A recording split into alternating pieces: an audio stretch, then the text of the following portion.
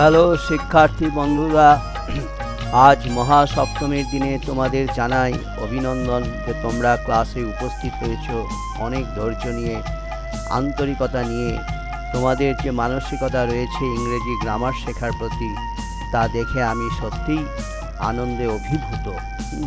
যাই হোক, আমি একটা নতুন টপিক নিয়ে আজকে ক্লাসে উপস্থিত হয়েছি। সেটা আজকে আমি তোমাদের বিস্তারিতভাবে বলবো, বোঝাবো, তোমরা মন দিয়ে শোনো। আজকের আলোচনার বিষয় হচ্ছে যে কেমন করে আমরা যে লেট দিয়ে যে সমস্ত সেন্টেন্স, ইম্পারেটিভ বিশেষ করে সেন্টেন্স শুরু হয় লেট দিয়ে, সেগুলোকে কি করে আমরা প্যাসিভ ভয়েসে নিয়ে যাব। এই যে লেটের একটা বিশেষ জায়গা, এইটা নিয়ে বিস্তারিতভাবে আজকে আমরা আলোচনা করব। এটা তোমরা মন দিয়ে শোনো। দেখো যে যেখানে কিছু কিছু বাক্য আছে, যেসব বাক্যগুলো অ্যাক্টিভ ভয়েস কি প্যাসিভ ভয়েস দুটোই লেট দিয়ে শুরু হয়। যেমন ধরো, let him do the work, this is active form. Let প্রথমে বসলো, তারপরে হিম অবজেক্ট রূপে আসে, লেট প্লাস অবজেক্ট, তারপরে দেখো ডু, এটা হচ্ছে মেন ভার্ব, এটা V1 ফর্মে আছে প্রেজেন্ট টেন্সে, তারপরে আছে দ্য ওয়ার্ক অবজেক্ট। তাহলে এইভাবে অ্যাক্টিভ ভয়েস বেস্ট সেন্টেন্সটা হলো late him do the work.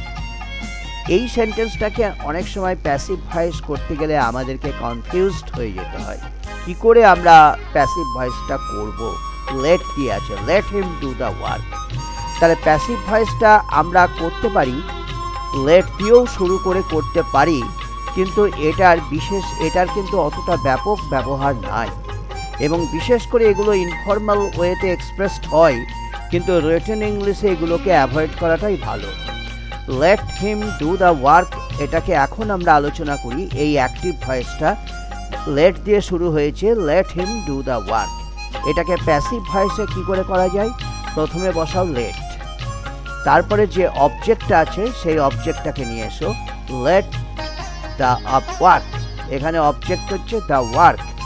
Let plus object plus B, একটা বি নিয়ে আসো, প্লাস V3, দ্যাট মিনস যে মূল ভার্ব যেটা আছে সেটা পাস্ট পার্টিসিপল ফর্ম। তারপরে বসাও প্যাসিভ এজেন্ট, তারপরে রেস্ট পার্ট। তাহলে কি বললাম? দাঁড়ালোটা কি? Let plus object plus B plus V3 plus passive agent plus rest part.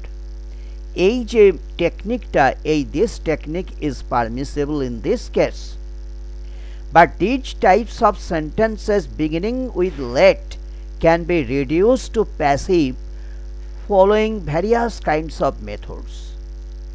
যেমন ধরো, যদি লেট এক্সপ্রেস করে পারমিশনকে, কাউকে অনুমতি দিচ্ছে, এরকম অনেক অনেক সেন্টেন্স আছে যেগুলো লেট দিয়ে শুরু হয়, অনুমতি বোঝায়, কাউকে যেন অনুমতি দেওয়া।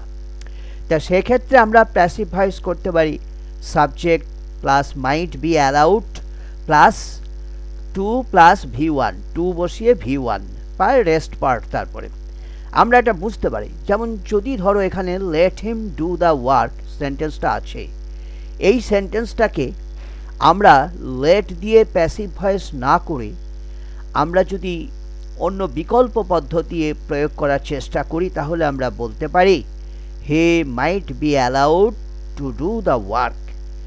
এইটা বলাটাই ভালো, মানে this is permissible in written English, remember this. এইটাই কিন্তু রিটেন ইংলিশের permissible. He might be allowed to do the work, he might be allowed to do the work.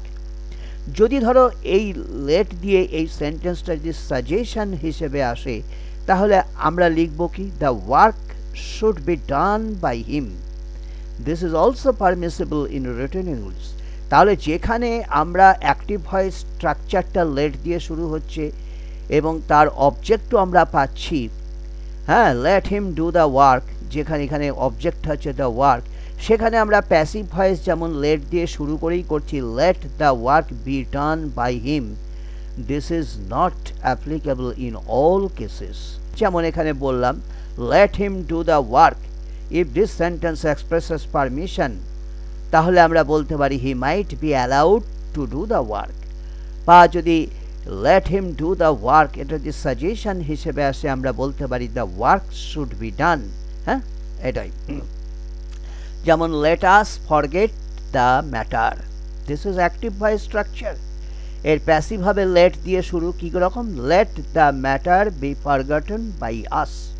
প্রথমে let বসালাম, অবজেক্টটাকে টানলাম, let plus object plus B plus v3 plus passive agent plus rest part. তাহলে এই পদ্ধতিটাকে, এই টেকনিকটাকে অনুসরণ করে যদি আমরা প্যাসিভ ভয়েসে রূপ দিতে যাই হবে let the matter be forgotten by us। তেমনি let our captain tell something regarding the victory of the team, let something be told by our captain regarding the victory of the team, এটাও আমরা বলতে পারি।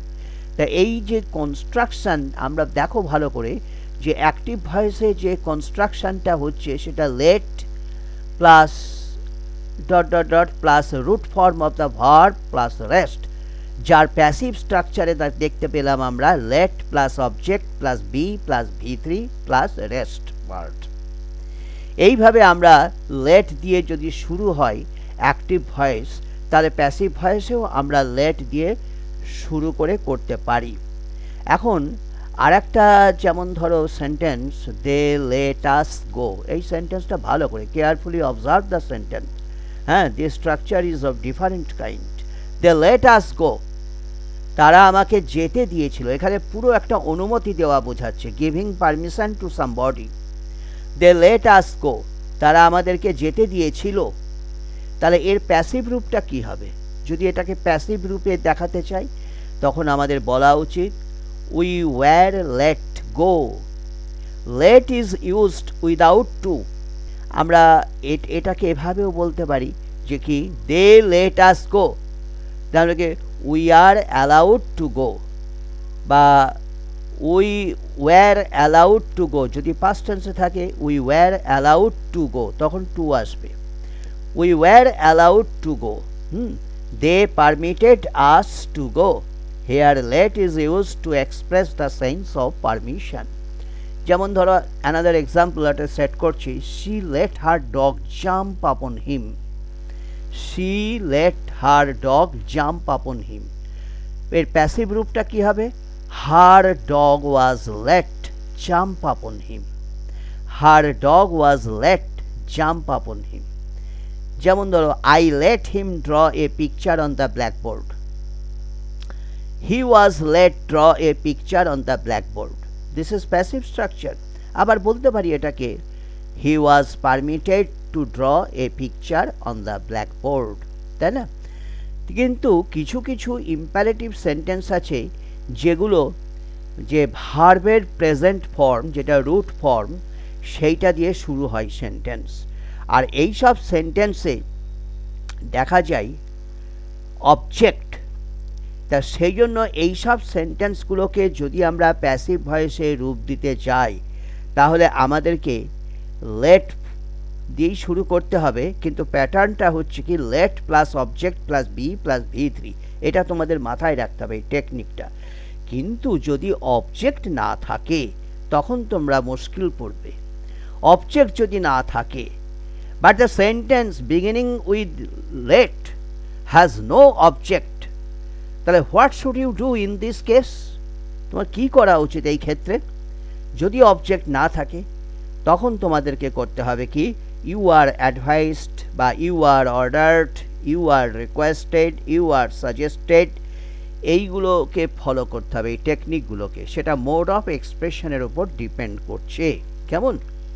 যেমন ধরো উদাহরণ open the ডোর, ভালো করে দেখো সেন্টেন্সটা ওপেন দ্য ডোর। এই ওপেন দ্য ডোর যখন বলছি এই সেন্টেন্সটা ভার্বের রুট ফর্ম দিয়ে শুরু হয়েছে। রুট ফর্ম কোনটা? Open, open the door, open the door, ডোরটা হচ্ছে এখানে অবজেক্ট। তখন আমরা বলতে পারি প্রথমে লেট বসালাম, তারপরে দ্য ডোর অবজেক্টটাকে নিয়ে আসলাম, তারপরে বি আনলাম একটা, তারপরে ওপেন ভার্বটাকে পাস্ট পার্টিসিপেলে পাঠালাম v3 ওপেনড।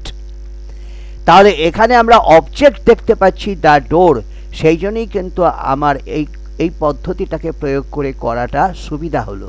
ওপেন দ্য ডোর যখন বলা হচ্ছে let the door be opened এর প্যাসিভ স্ট্রাকচারটা আমরা সহজেই দেখাতে পারি। যেমন যদি বলি do it, let it be done আমরা বলতে পারি। আবার যেমন change the voice, let the voice be changed এটা আমরা বলতে পারি। please take off your shoes এটাকে আমরা কি করে বলবো? please take off your shoes, let your shoes be taken off। আবার যখন বলা হয় get out of the room তখন এটা তো পুরো order, you are ordered to get out of the room। এখানে কিন্তু কোনো অবজেক্ট নাই, get out of the room দেখো এখানে কিন্তু কোনো অবজেক্ট নাই। পার্টিকুলার সেই অবজেক্টটাকে যে লেট দিয়ে শুরু করে লেটের পরে যে বসাবো সেই স্কোপটা আমরা পাবো না।